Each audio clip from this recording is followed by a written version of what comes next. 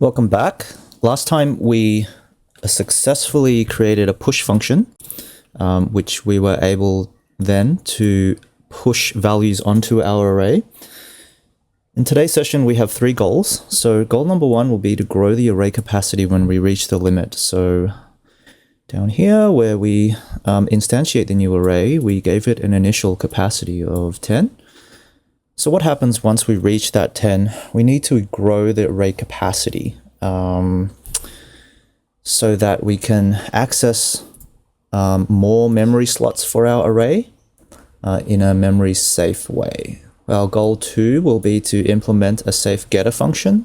We're going to need that because you can use the sort of notation here to grab an index, but if you're grabbing something that's outside of the bounds of the array, so if the index is negative or if it's greater than the capacity, you're going to get potentially catastrophic results. They're not going to be in the format that your program wants. It's not part of the array, and you're just getting something out of the memory.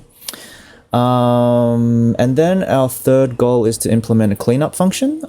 So we need to free the memory that we are allocating. So let's go. Okay, our first goal is to grow the array capacity when we reach the limit. So if the array length, so we learned this arrow notation to easily dereference. So if the array length is the same as the array capacity, this means that we have reached the capacity and we need to grow it. So let's say an int of new capacity. What's the new capacity going to be? Well, we're actually going to double it every time. This is how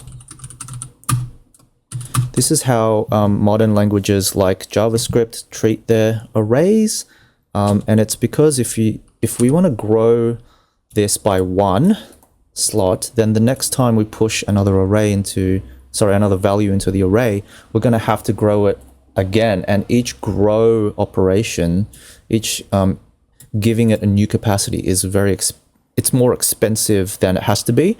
So we're going to do it so that every time it reaches the limit, we just give it double the capacity. And so for very long strings of data, we might say double it to 20, and then once it reaches 20, we don't have to grow again until 40. Once it reaches 40, we're going to give it enough memory to have 80 capacity, so on and so forth. It just reduces the number of times that we call this relatively expensive operation.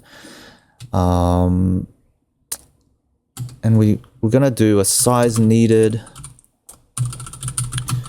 is the new capacity times the size of an integer, which is 4 bytes. And also this size needed, I've put it initially as an integer, but actually because it's a size, it turns out it's a size t. That's the correct type to use. Okay, so we need a pointer to a new address, which will be an int pointer to new address.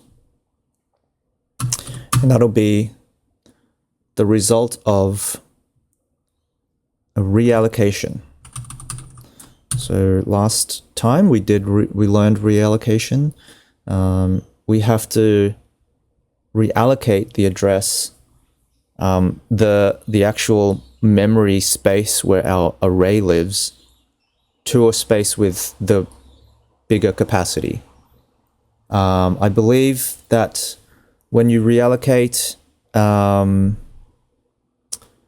if the existing address can be extended to have that extra capacity, it's just going to return the same address. Otherwise, it'll clean up the old address for you, find somewhere where it's got the new,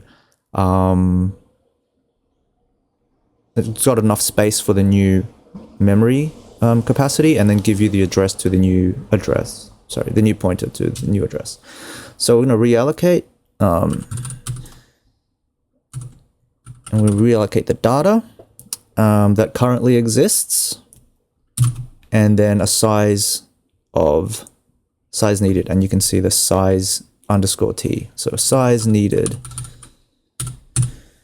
which is double the original capacity. I'm going to colon. And then it's always a good idea to check the result of realloc. So reallocating and initial allocating via malloc gives either null for failure or the pointer to the address. So we're going to check if it actually failed. So if new address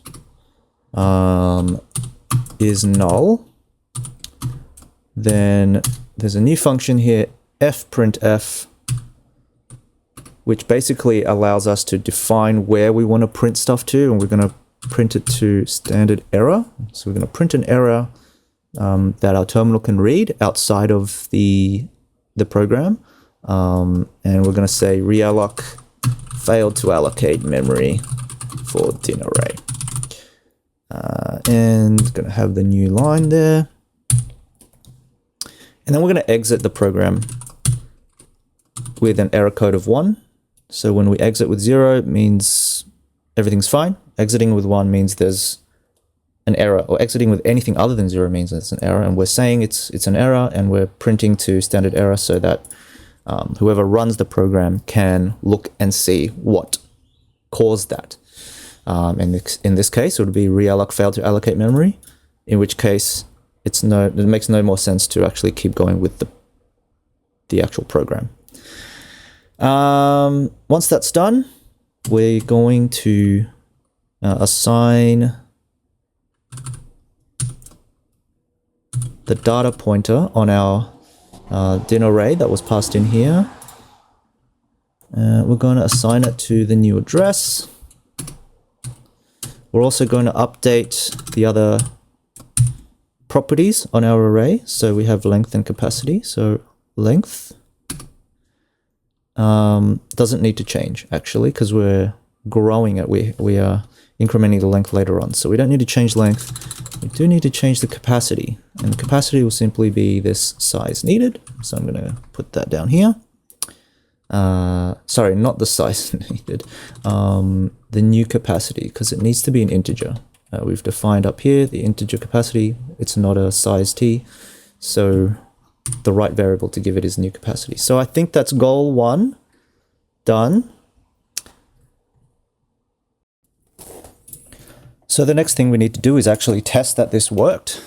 So we have to push values above the capacity of 10. So let's just spam that 4, 6, 8, 10, and then let's push new values, say like 9 and then 9, right? So these ones are the 11th and 12th values, and so they will only work if we have increased the capacity.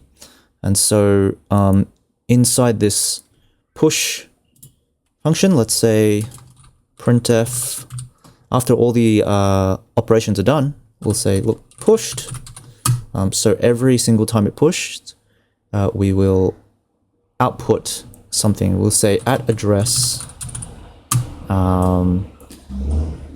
%p for pointer, and then we'll say array length is now %d for, I think, integer, and array capacity is now %d as well, and then the new line.